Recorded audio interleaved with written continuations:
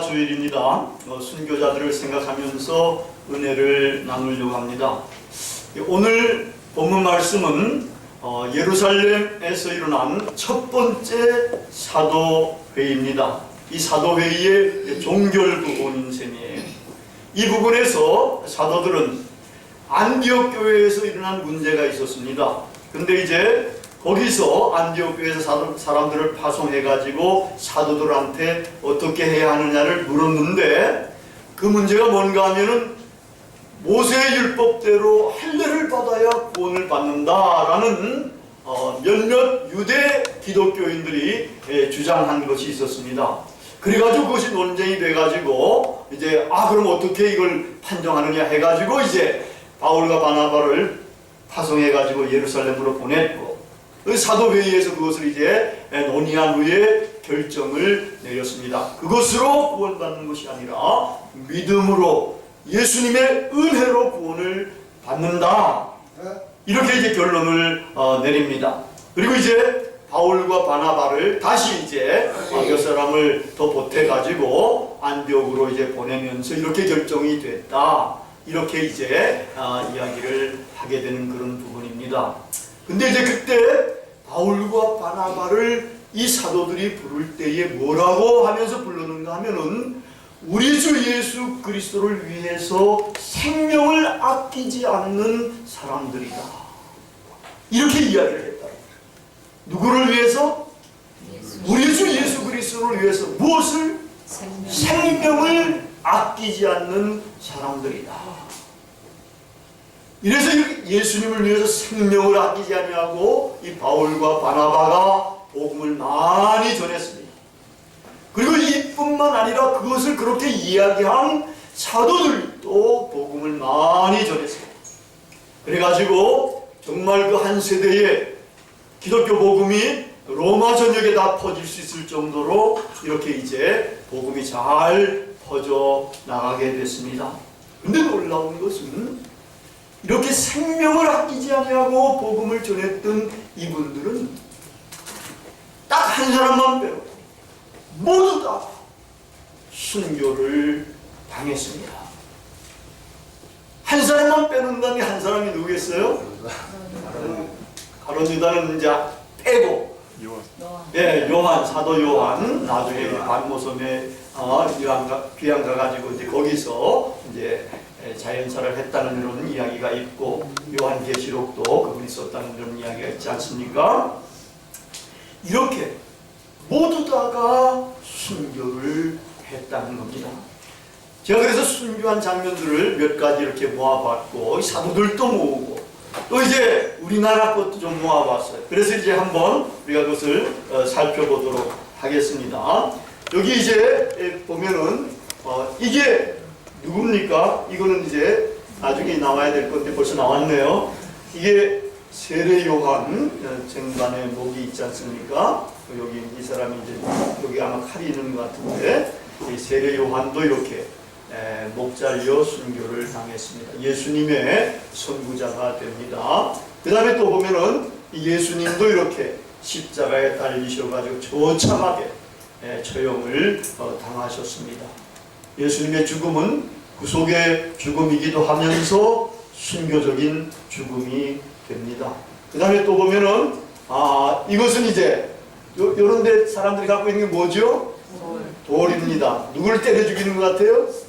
스데반. 첫 번째 순교자 스데반의 죽음입니다. 그 다음에 보면은 또 이제 이건 누구겠어요? 베드로는 이제 예수님처럼 십자가에 달려 죽긴 하는데 거꾸로 달려서 죽는 그런 죽음을 당합니다. 그 다음에 이제 이거는 누구겠어요?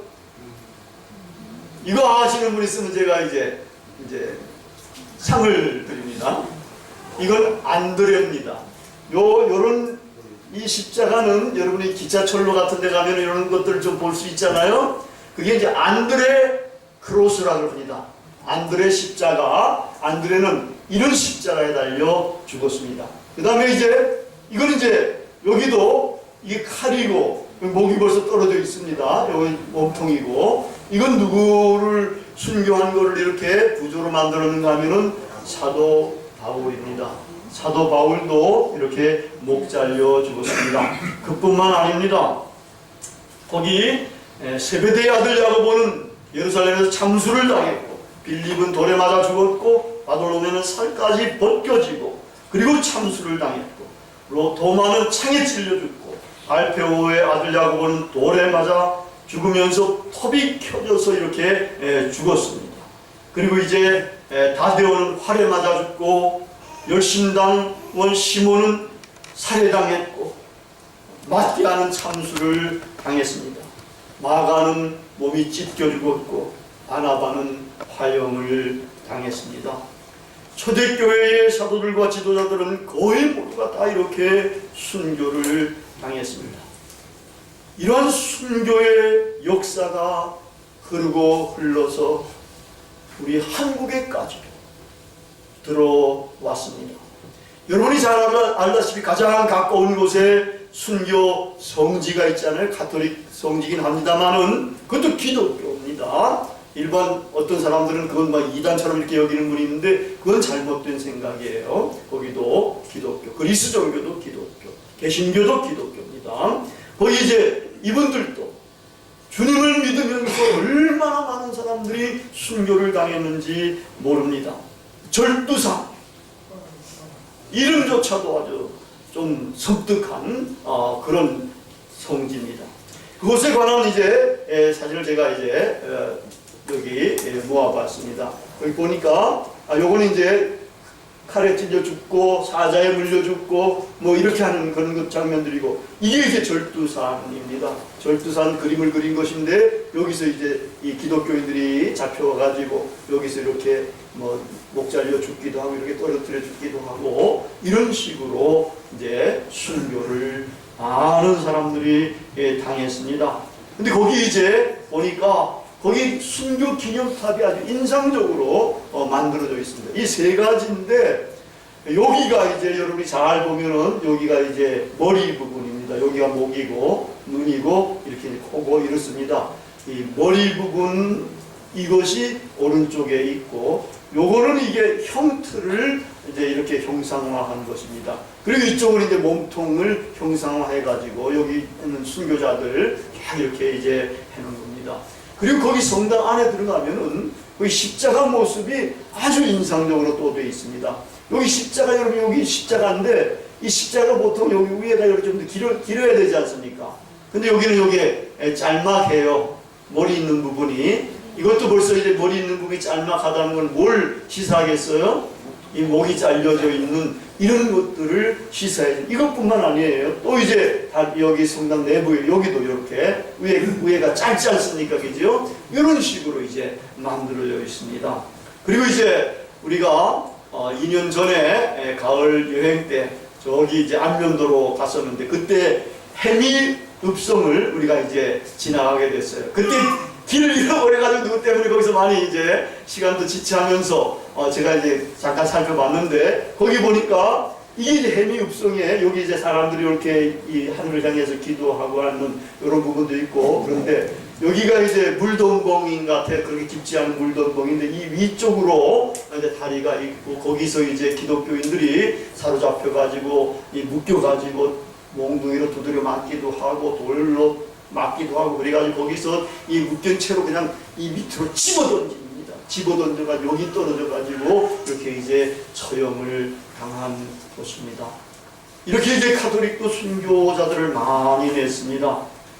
또 이제 3.1운동 때는 여러분이 잘 알다시피 제암리 교회에서 많은 분들이 순교한 가운데 거기서 이제 기독교인들도 한 10여 명 이렇게 순교를 당했고, 또 일제 치하에서는 신사 참배 강요에 맞서다가 순교한 유명한 주기철 목사님을 비롯해서 손양원 목사님, 이익풍 목사님, 김익풍 목사님 등 많은 저명한 기독교 지도자들이 순교를 당했습니다.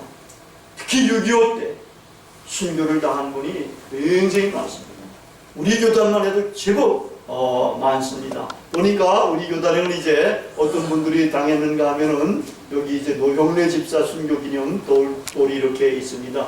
노형래 집사님 순교 당했고, 그 다음에 이제 보면은 임수열 전도사가 이제 순교를 당했고, 그 다음에는 서두성 목사가 순교를 당했고, 그 다음에 이건 목사가 순교를 당해서 이렇게 다 기념돌들이 조그맣게 있습니다. 그 다음에 보면은 이거는 이제 여러분이 또 지난번에 제가 설교도 한번 했는데 문준경 전도사님이 이렇게 순교를 당하는데 죽창으로 찔리고 총으로 맞아서 순교를 당합니다. 순교 기념관이 저쪽에 이제 있습니다. 그 다음에 이제 여기는 이제 두암교회라고 했는데 이 두암교회와 이게 순교 기념탑인데 23명이 여기서는 순교를 당했습니다. 그 다음엔 이제 이게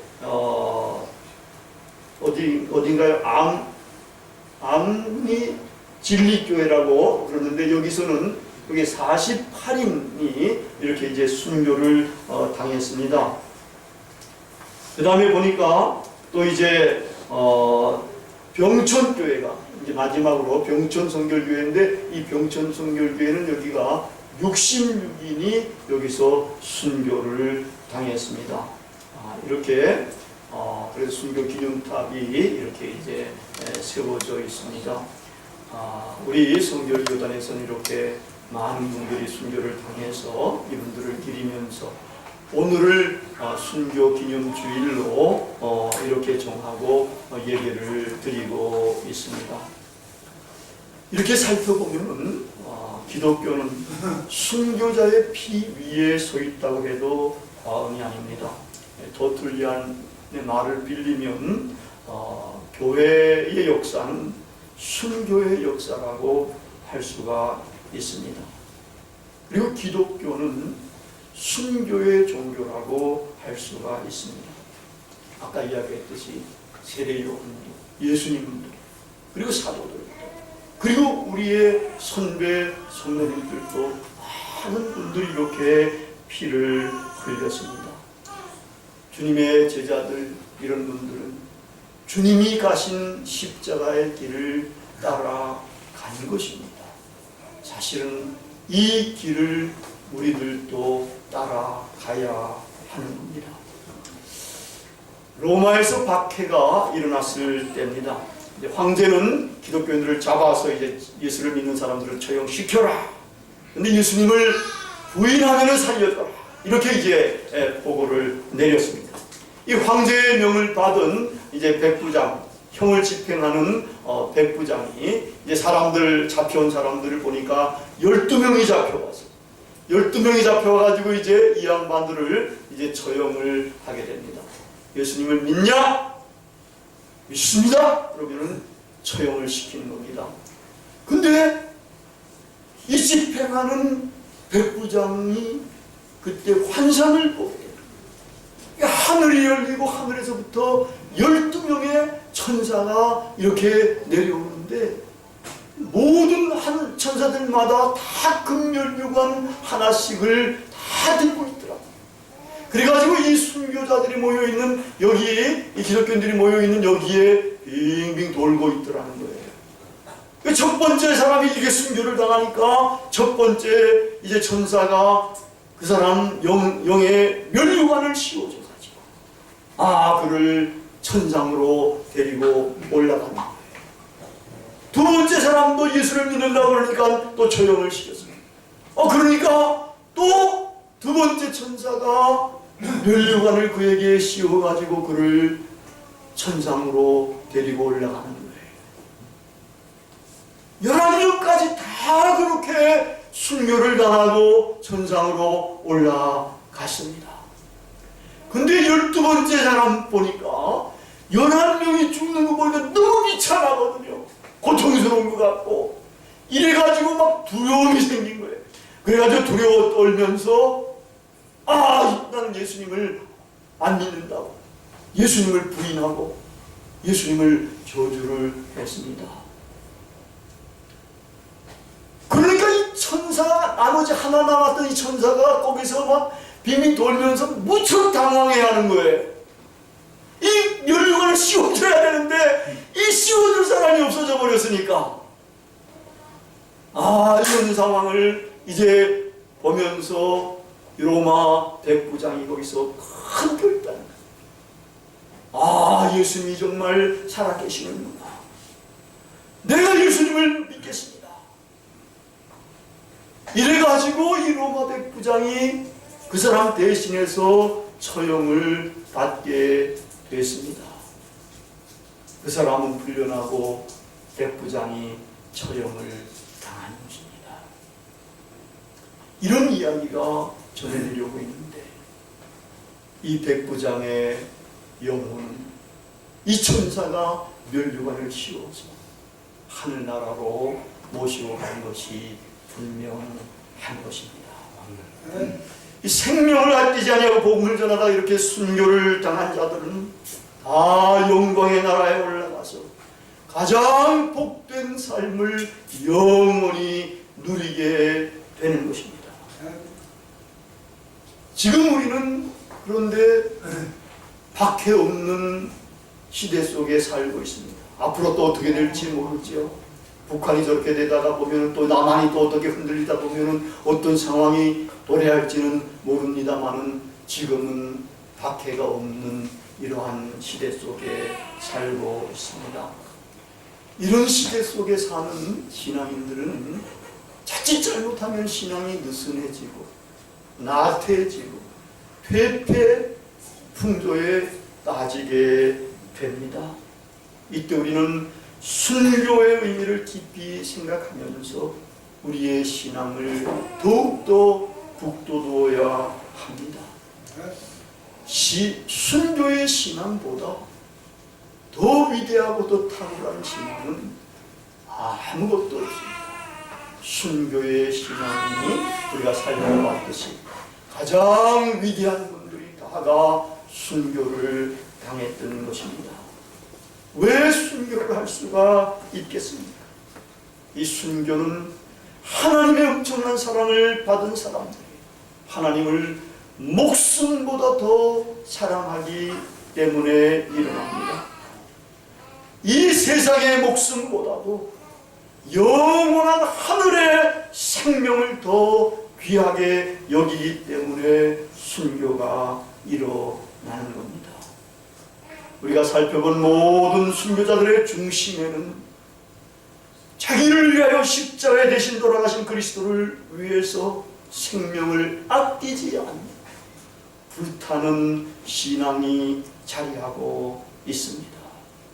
우리에게도 이런 신앙이 있어야 합니다.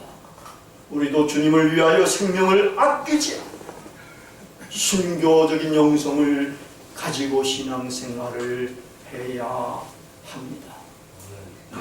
오늘날의 순교는 없다고 했습니다만 오늘날에도 비슷한 순교가 있습니다.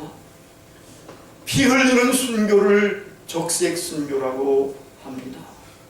적색 순교가 안 일어나더라도 백색 순교와 녹색 순교는 일어나고 또 일어나야 합니다.